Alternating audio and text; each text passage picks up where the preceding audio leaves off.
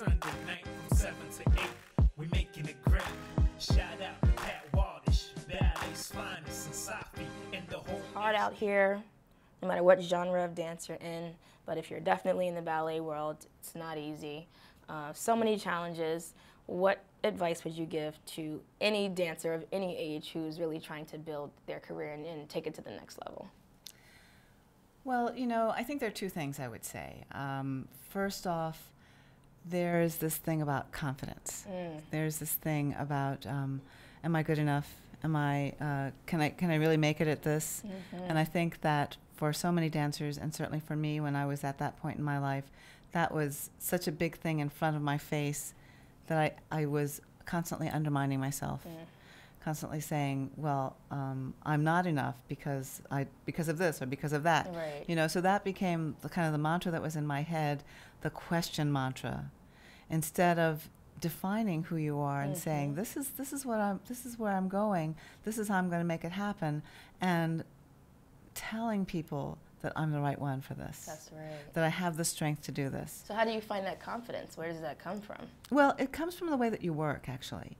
You know, I think the thing that happens with a lot of, especially in ballet, is that, you know, the way we learn how to do ballet is somebody tells you how to do every little thing, and they tell you when you're doing it wrong. You know, they say, no, that's not right. That's not motivating? What do you mean? So you get the habit of having to find out if you're doing something right from somebody else. Right. And so we have to understand, okay, what is this thing? What is a passe? I understand what a passe is. Am I doing a passe? Do I need somebody to tell me that I haven't pushed my knee back? So we don't develop that inner awareness of what we're actually doing. We're dependent on somebody outside of us telling us what we're doing. That's so true. That's insane. That's terrible. And can we not tell what we're doing ourselves? We do have mirrors. No. We see. have the sensation of And moving in space. Oh, yeah. You know, and I think because we live with that mirror and we live with that voice in our head going, push your knee back, we give up our own ability to do it. And so you need to develop that muscle of understanding what your body is doing in space and whether you're doing it right. So you understand what you're doing with your body in ballet. I mean, I have a lot of admiration for people in other genres because it really more is about that personal exploration of a movement. Definitely. But because ballet is codified, you think it's got to be something outside of yourself. No, it's got to be yours. Think of any great dancer in the world and imagine that they don't know what they're doing. Right? You know, that's the difference between the person who is just okay and fabulous technician and the person who is making something happen with the moment because they know their tools and they know how to use them. And they make it their own. And they make it their own. The technique is right, but they make it even more than that. So you don't always just remember, you know, oh, wow, they can do some great pirouettes, or wow, that extension is crazy. It's more than that. It's carrying a message. Absolutely. Yeah, that's a huge thing with dancers, that we give up our own authority so willingly. Which is terrible. Oh. And so we've got to reclaim that. And the other thing that I find with ballet dancers is, you know, we like a challenge. We like to work incredibly hard. We like to push ourselves. And sometimes that's all we're doing. We're just working really, really hard. We're not working smart. And we're not allowing space for ourselves to get better. Yeah. Because, you know, it's just like, I'm sweating. Yes. I'm stretching. It hurts. Yes. You know, but what are you doing it for? Right.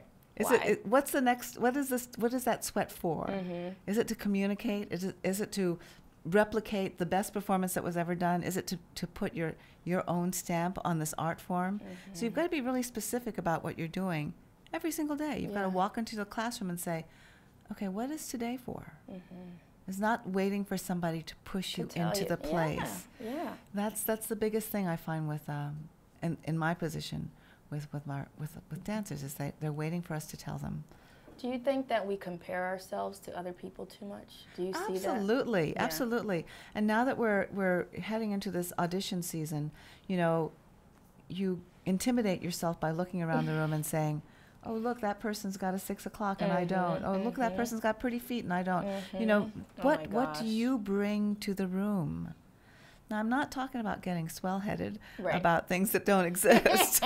But, you know, understanding what your strengths are. You know, when I'm looking at somebody and they're trying to get a job, they want to be part of this company, I want to know what they're bringing. Right. I'm not going to beg them to become.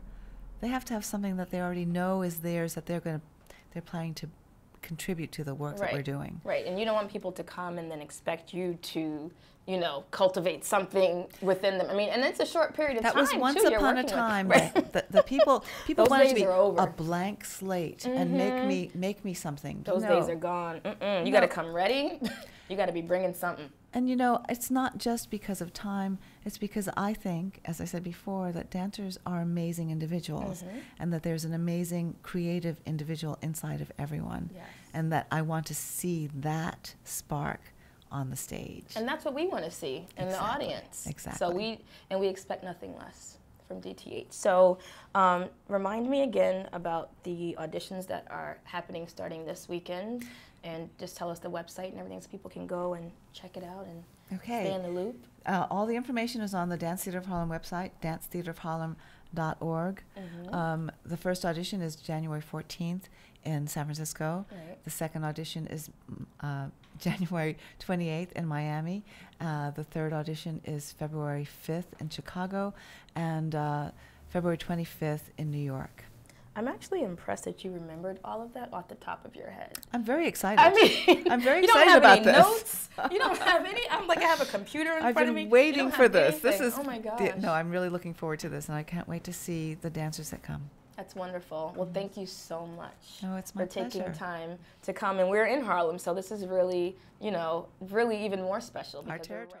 Sweet bug and stretch. What's good? Tyrone, you so good. Riding in the back of a trunk to get that soul train status. It's so